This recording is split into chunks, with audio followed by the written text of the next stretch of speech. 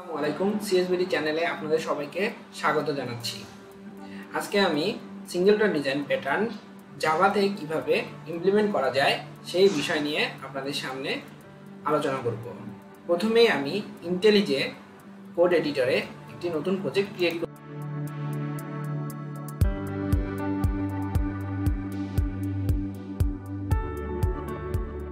আমার project create করা হয়ে গেল। আপনারা চাইলে যে কোনো কোড এডিটর ইউজ করতে পারবেন। সো এটা হচ্ছে আমার মেইন ক্লাস, আর আমি এখানে আরেকটি ক্লাস তৈরি করছি যেটার নাম আমি দিব মাই সিঙ্গেলটন। আমরা এই ক্লাসটিকে সিঙ্গেলটন করব। সিঙ্গেলটন প্যাটার্নের মূল বিষয়টি হচ্ছে আমার কোনো ক্লাসের একটি মাত্র ইনস্ট্যান্সের বেশি হবে না। আমার পুরো অ্যাপ্লিকেশনে আমার এই ক্লাসের একটি মাত্রই অবজেক্ট থাকবে। এটাই হচ্ছে সিঙ্গেলটন ডিজাইন প্যাটার্নের মূল কথা। একটি মাত্র অবজেক্টের সুবিধা হলো এটা অনেক মেমোরি এফিশিয়েন্ট। অনেক অবজেক্ট তৈরি হলে আমার গার্বেজ কালেক্টরে অনেক অবজেক্ট কালেক্ট করতে হবে। সো জিনিসটা একসময় যদি অনেক বড় অ্যাপ্লিকেশনের ক্ষেত্রে বা কি হতে পারে, আমাদের একসময় স্ট্যাক ওভারফ্লো এক্সেপশন খেতে পারে, বিভিন্ন ধরনের মেমোরি রেন্টের সমস্যা হতে পারে। সো আসলে মেমোরি এফিশিয়েন্ট করার জন্য আমাদের এই সিঙ্গেলটন ডিজাইন প্যাটার্নটা খুবই গুরুত্বপূর্ণ একটা বিষয়। আর সাধারণত মাল্টি থ্রেডিং এনভায়রনমেন্টে সিঙ্গেলটন ডিজাইন প্যাটার্ন ইউজ করা হয়। এখন দেখি কিভাবে সিঙ্গেলটন ডিজাইন প্যাটার্ন ইমপ্লিমেন্ট করা যায়। প্রথমেই আমার একটা কনস্ট্রাক্টর তৈরি করতে হবে যেটা হচ্ছে প্রাইভেট মাই সিঙ্গেলটন।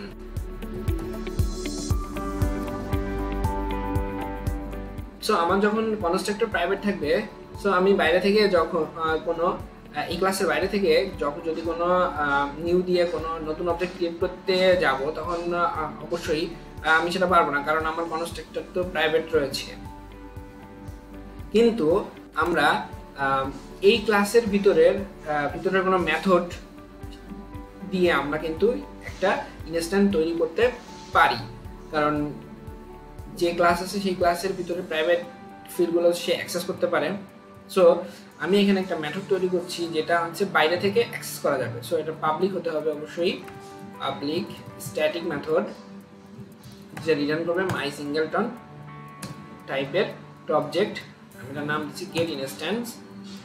সো এ কি করবে, আমার একটা অবজেক্ট রিটার্ন করবে, এবং আমি এই অবজেক্টটা রাখার জন্য প্রাইভেট স্ট্যাটিক মাই সিঙ্গেলটন টাইপের একটা ভ্যারিয়েবল ডিক্লেয়ার করছি, যেখানে আমি এটার নাম দিচ্ছি ইনস্ট্যান্স।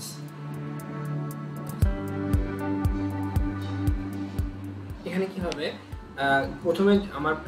প্রথমে আমি যদি গেট ইনস্ট্যান্স কল দিই, তখন আমার যদি ইনস্ট্যান্সটা যদি নাল থাকে, তাহলে আমার প্রথমবারের জন্য আমার একটা ইনস্ট্যান্স তৈরি করতে হবে। আর যদি আমার না লাগে, তবে আমার এখান থেকে আমি ইজিলি রিটার্ন করে দিতে পারি আমার ইনস্ট্যান্সটিকে। তাহলে আমাদের ক্রিয়েট ইনস্ট্যান্সের জন্য আমরা একটা মেথড লিখি, ভয়েড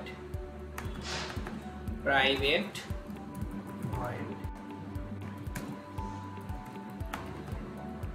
ক্রিয়েট ইনস্ট্যান্স।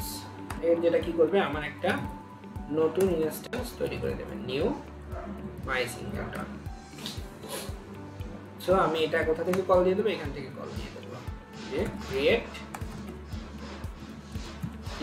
যেহেতু এই প্যাটার্নটা সাধারণত আমাদের মাল্টি থ্রেডিং এনভায়রনমেন্টে ইউজ করা হয়, সো আমাদের এখান থেকে যে ইনস্ট্যান্স কখনো যাতে ধরুন আমার এই মেথডটা বাইরে থেকে অনেকগুলা থ্রেডে একসাথে কল দিল, সো আমার আসলে মাল্টিপল ইনস্ট্যান্সটা তৈরি হওয়ার একটা পসিবিলিটি রয়েছে। সো আমি এটা সিনক্রোনাইজ করে দিব। সো আমার এখন কি হচ্ছে, আমার এই বাইরে থেকে যদি আমি এখানে শুধুমাত্র এই static method get instance call দিতে পারি, আর গেট ইনস্ট্যান্স যখন কল হবে প্রথমবারের জন্য, যেহেতু ইনস্ট্যান্স আমার নাল আছে এখানে, সো প্রথমবার আমার নতুন একটা ইনস্ট্যান্স তৈরি হবে। এরপরে এই ইনস্ট্যান্সটা যেহেতু আমার একটা নতুন ইনস্ট্যান্স তৈরি হচ্ছে, মাই সিঙ্গেলটনের ক্লাসের একটা নতুন ইনস্ট্যান্স তৈরি হচ্ছে, এটা আমার এই ভ্যারিয়েবলে থাকছে, এবং যখন আমার পরবর্তীতে যতবারই আমার এই গেট ইনস্ট্যান্স মেথডটা কল দেওয়া হবে, ততবারই আমার এই ইনস্ট্যান্সটাই রিটার্ন হবে। তার মানে কি হচ্ছে, আমার নিউ একবারের জন্যই শুধুমাত্র নিউ করা হচ্ছে। সো একটার বেশি এখানে অবজেক্ট ক্রিয়েট হওয়ার সুযোগ নেই। আমরা এই মাই সিঙ্গেলটন ক্লাসটাকে আমরা সিঙ্গেলটন করে ফেললাম। এখন আমরা যদি এটা টেস্ট করতে চাই যে আমার এখানে একটাই অবজেক্ট ক্রিয়েট হচ্ছে, এটা টেস্ট করার জন্য আমরা এখানে একটা ফিল্ড রাখি, যে পাবলিকই রাখি, পাবলিক, এখানে একটা স্ট্রিং টাইপের একটা ফিল্ড রাখি, নেম দিলাম। সো আমি মেইনে চলে আসি, মেইনে এসে আমি এখান থেকে একটা প্রথমেই দেখি যে আমরা আসলে নিউ দিয়ে মাই সিঙ্গেলটন ক্লাসের একটা ইনস্ট্যান্স তৈরি করতে পারি কিনা। সো আমি প্রথম লিখি মাই সিঙ্গেলটন নিউ মাই সিঙ্গেলটন। দেখুন এখানে কিন্তু আমাকে একটা ইরর দিচ্ছে, কি ইরর দিচ্ছে, my singleton has private access. So এটা হচ্ছে আমি এখান থেকে কল দিতে পারবো না। সো আমার কি করতে হবে, আমার যে পাবলিক যে স্ট্যাটিক মেথড আছে সেটা করতে হবে, মাই গেট ইনস্ট্যান্স। তখন আমার কি হচ্ছে, প্রথমে একটা ইনস্ট্যান্স তৈরি হয়ে আমার এইখানে এটা সেটা এই মাই সিঙ্গেলটন ভেরিয়েবলটা আমার ওই ইনস্ট্যান্সকে রেফারেন্স করছে। তো আমি এখন এই যে অবজেক্টটা ক্রিয়েট করলাম, এই অবজেক্টের যে আমার একটা ফিল্ড ছিল মাই সিঙ্গেলটন ডট নেমটা আমি একটা নেম সেট করে দিই, সাপোজ ধরুন test1, হ্যাঁ test1 সেট করে দিলাম। সো আমি যদি এখান থেকে মাই সিঙ্গেলটন ডট নেমটা প্রিন্ট করি, আমরা দেখতে পাবো যে test1 প্রিন্ট হওয়া উচিত। হ্যাঁ, এখন আমি একটা কাজ করি, মাই সিঙ্গেলটনের আরেকটা ইনস্ট্যান্স ক্রিয়েট করি,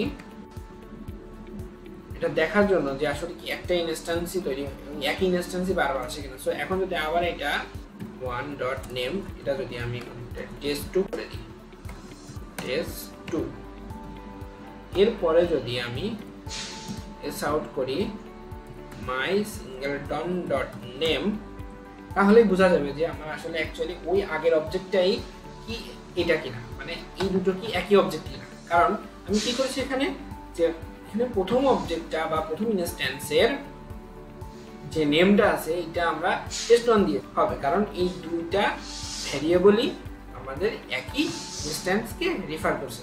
আমার একটার বেশি ইনস্ট্যান্স এখানে হওয়ার কোনো সুযোগ নেই। সো আমি এটা রান করলেই এটা বোঝা যাবে। সো আমি এটা রান করলাম, রান করলে দেখা যাচ্ছে যে প্রথমে এই যে আমার এই মাই সিঙ্গেলটনের যে নেমটা ছিল test1, পরে মাই সিঙ্গেলটনের ওয়ানের নেম আমি চেঞ্জ করছি, কিন্তু দেখা যাচ্ছে মাই